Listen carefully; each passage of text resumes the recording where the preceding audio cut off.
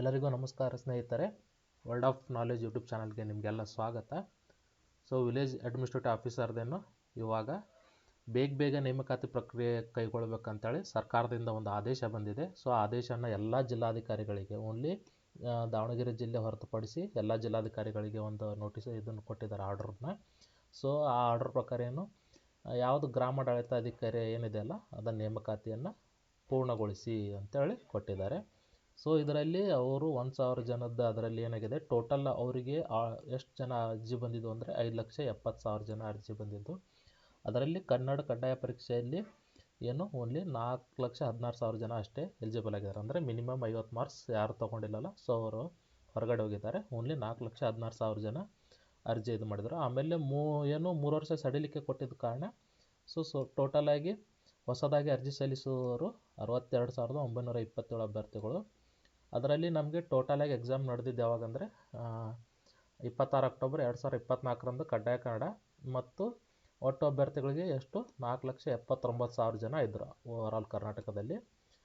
ಎಲ್ಲ ಜಿಲ್ಲೆಗಳಲ್ಲಿ ಏನು ಮಾಡ್ತಾರೆ, ಪತ್ರಿಕೆ 1 ಮತ್ತು ಪತ್ರಿಕೆ 2ರ ಸ್ಪರ್ಧಾತ್ಮಕ ಪರೀಕ್ಷೆ ನಡೆಸ್ತಾರೆ. ಅದರ ಅವರೇನಾದರೂ ತಾತ್ಕಾಲಿಕ ಆಯ್ಕೆ ಪಟ್ಟಿಯನ್ನು ಪ್ರಕಟಿಸಿ 28/11 ಏನಂದರೆ ಅವರು ಒಂದು ಮಾರ್ಕ್ಸ್ ಲಿಸ್ಟ್ನ ಬಿಡ್ತಾರೆ. ಅದ್ರದ್ದು ಏನಾದರೂ ಆಕ್ಷೇಪಣೆ ಇದ್ದರೆ 28/11 ಸಲ್ಲಿಸೋಕ್ಕೆ ಕೊಟ್ಟಿರ್ತಾರೆ. ಯಾರ್ಯಾರು ಸಲ್ಲಿಸಿದ್ದಾರೆ ಅವ್ರದ್ದು ಏನಾದರೂ ಮಾರ್ಕ್ಸ್ ಹೆಚ್ಚು ಕಡಿಮೆ ಆಗಿರುತ್ತೆ. ಅದೆಲ್ಲ ಆದಮೇಲೆ ಅವರು ಇವಾಗ ಒಂದು ಅಂಕಪಟ್ಟಿಯನ್ನು ಡಿಸ್ಟ್ರಿಕ್ಟ್ ವೈಸ್ ಬಿಟ್ಟಿದ್ದಾರೆ. ಟೋಟಲ್ ಎಷ್ಟು ಹುದ್ದೆಗಳಿದ್ದಾವೆ, ಯಾವ ಜಿಲ್ಲೆ, ಹಾಗೂ ಅರ್ಹ ಅಭ್ಯರ್ಥಿಗಳ ಸಂಖ್ಯೆ, ಎಷ್ಟು ಜನ ಅರ್ಹರಾಗಿದ್ದಾರೆ ಅದಕ್ಕೆ ಅಂತೇಳಿ. ಅಂದರೆ ಇದಕ್ಕೆ ಅರ್ಹರಾಗಕ್ಕೆ ಏನೇನು ಬೇಕು ಅನ್ನೋದನ್ನು ಇಲ್ಲಿ ಕೆಳಗಡೆ ಕೊಟ್ಟಿದ್ದಾರೆ. ನೋಡೋಣ ಬನ್ನಿ. ಇಲ್ಲಿ ಏನಿದೆ ಅಂದರೆ, ಕಡ್ಡಾಯ ಕನ್ನಡ ಪರೀಕ್ಷೆಯಲ್ಲಿ ನೀವೇನು ಮಾಡಿರ್ಬೇಕು ಅಂದರೆ ಕನಿಷ್ಠ 50 ಅಂಕಗಳನ್ನು ಪಡೆದಿರ್ಬೇಕು. ಅಂದರೆ ನೀವು ಈ ಪರೀಕ್ಷೆಗೆ ಅಂದರೆ ಯಾವುದು GK ಪರೀಕ್ಷೆಗೆ ಎಲಿಜಿಬಲ್ ಇದ್ದರೆ, ಇಲ್ಲಾದರೆ ಯಾರು ತೊಗೊಂಡಿಲ್ಲಲ್ಲ ಅವ್ರಿಗೆ ಯಾರಿಗೂ ಅವಕಾಶ ಮಾಡಿಕೊಟ್ಟಿಲ್ಲ. ಹಾಗೆ ಪತ್ರಿಕೆ 1 ಮತ್ತು ಪತ್ರಿಕೆ 2ರಲ್ಲಿ 35% ಅಂಕಗಳನ್ನು ಗಳಿಸೋದು. ಅಂದರೆ 200 ಮಾರ್ಕ್ಸ್ಗೆ 35% ಅಂದರೆ 70 ಮಾರ್ಕ್ಸ್. ಅಬೋವ್ 70 ಯಾರು ಇದ್ದಾರಲ್ಲ, ಅವ್ರದ್ದು ಏನದಲ್ಲ ಅವನು ಮಾರ್ಕ್ಸ್ ಲಿಸ್ಟ್ನ ಅವನು ಪಬ್ಲಿಷ್ ಮಾಡಿದ್ದಾನೆ. ಇವರೆಲ್ಲ ಎಲಿಜಿಬಲ್ ಕ್ಯಾಂಡಿಡೇಟ್ಸ್ ಅಂತೇಳಿ.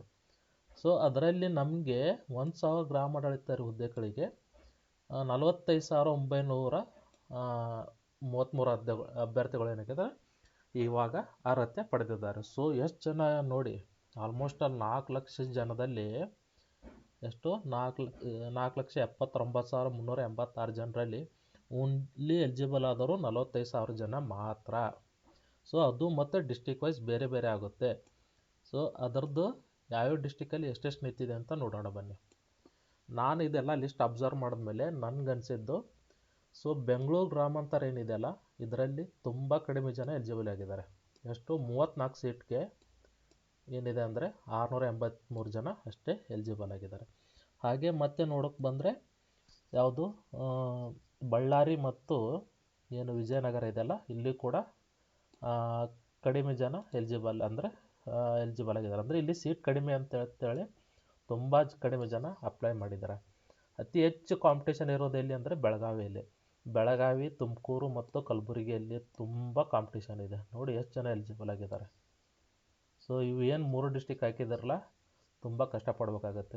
ಯಾರಾದರೂ ಬೆಂಗಳೂರು ಗ್ರಾಮಾಂತರ ಅಥವಾ ವಿಜಯನಗರ, ಬಳ್ಳಾರಿ ಹಾಕಿದವರಿಗೆ ಸ್ವಲ್ಪ ಲಕ್ ಬೈ ಚಾನ್ಸ್ ಹೊಡೆಯೋ ಚಾನ್ಸಸ್ ಇದೆ.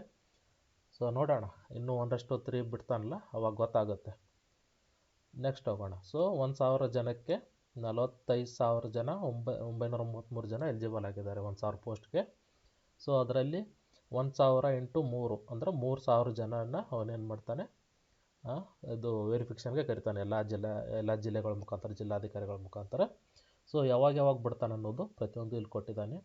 ದಿನಾಂಕ 20/12/2024ರಿಂದ 24/12 ತನಕ ಏನಾಗಿದೆ 1:3 ಅನುಪಾತದಲ್ಲಿ ಅಭ್ಯರ್ಥಿಗಳ ದಾಖಲಾತಿ ಪರಿಶೀಲನೆಯನ್ನು ಬಿಡ್ತಾನೆ, ಅವನು ಪ್ರಕಟಿಸ್ತಾನೆ. ನೆಕ್ಸ್ಟ್ 2/1/2025 ಅಂದರೆ ಜನವರಿಯಲ್ಲಿ ಅವ್ರದ್ದೆಲ್ಲ ಏನಿದೆಲ್ಲ ಪ್ರತಿಯೊಂದು ಡಾಕ್ಯುಮೆಂಟ್ ವೆರಿಫಿಕೇಷನ್ ಮಾಡ್ತಾನೆ ಅವನು. ಇಲ್ಲಿ ಪ್ರಕಟಿಸ್ತಾನೆ, ಆಮೇಲೆ ಏನೇನು ಮಾಡ್ತಾನೆ ಅದನ್ನು ವೆರಿಫಿಕೇಷನ್ ಮಾಡ್ತಾನೆ.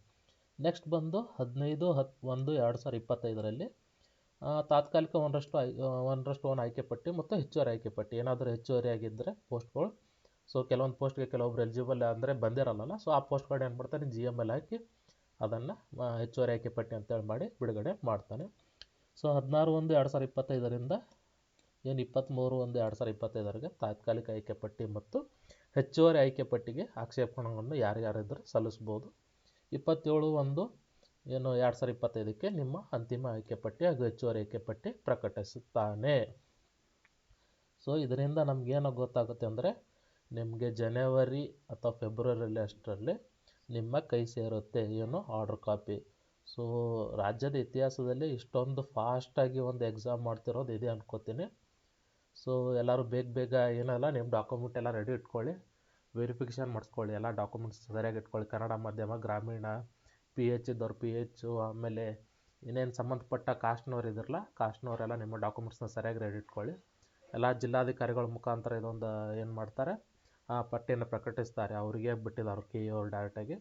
ಸೊ ಆನ್ಲೈನಲ್ಲಿ ಬಿಡ್ತಿರ್ಬೋದು, ಆಮೇಲೆ ಆ ಸಂಬಂಧಪಟ್ಟ ಜಿಲ್ಲೆಗಳೆಲ್ಲ ಅಲ್ಲಿ ಕೂಡ ಪಬ್ಲಿಷ್ ಮಾಡ್ತಾರೆ. ಸೊ ನೋಡೋಣ, ಇದು ಅಂತೂ ಬೇಗ ಮುಗಿತಿದೆ. ಯಾರು ಸೆಲೆಕ್ಟ್ ಆಗ್ತಾರೆ ಎಲ್ಲರಿಗೂ ಆಲ್ ದ ಬೆಸ್ಟ್. ಸೊ ಎಲ್ಲರಿಗೂ ಈ ಮಾಹಿತಿ ಇಷ್ಟ ಆಗಿದೆ ಅನ್ಕೋತಿದ್ದೀನಿ. ಸೊ ಇದನ್ನು ಶೇರ್ ಮಾಡಿ ಹಾಗೆ ಸಬ್ಸ್ಕ್ರೈಬ್ ಮಾಡಿ ನಮ್ಮ ಚಾನಲ್ನ. ಧನ್ಯವಾದ.